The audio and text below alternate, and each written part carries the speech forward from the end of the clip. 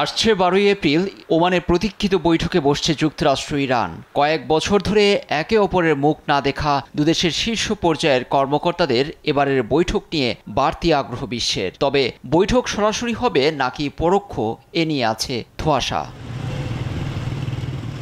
এবারের বৈঠকে প্রাধান্য পাচ্ছে ইরানের পারমাণবিক কর্মসূচি ইস্যু।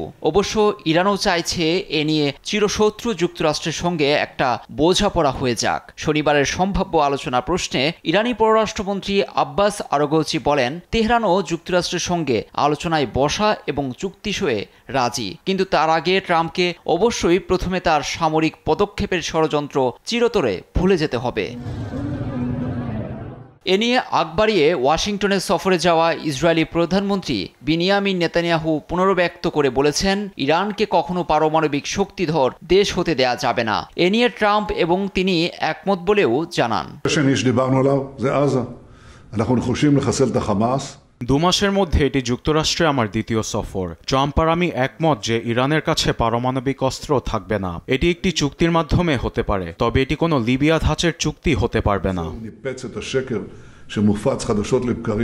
এসব নিয়ে ইরানের সাধারণের মধ্যে দেখা দিয়েছে মিশ্র প্রতিক্রিয়া। কেউ কেউ চুক্তির আগে সরকারকে কঠোর থাকার আহ্বান জানিয়েছেন। বিশ্ব দেখছে আমরা সত্যিকার অর্থে আলোচনায় প্রস্তুত। আমার মতে সৃষ্টিকর্তার ইচ্ছায় ভালো কিছু হবে। মানুষ কঠিন অর্থনৈতিক পরিস্থিতির মুখোমুখি হচ্ছে। এই বাস্তবতায় যদি আলোচনা ও চুক্তি হয় তাহলেই তো কথাই নেই। আমাদের অর্থনৈতিক পরিস্থিতি ভালোর দিকে যেতে পারে।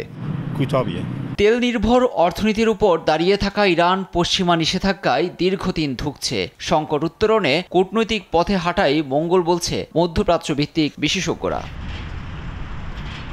লুৎফর কবির, নিউজ ডেস্ক, দেশ টিভি।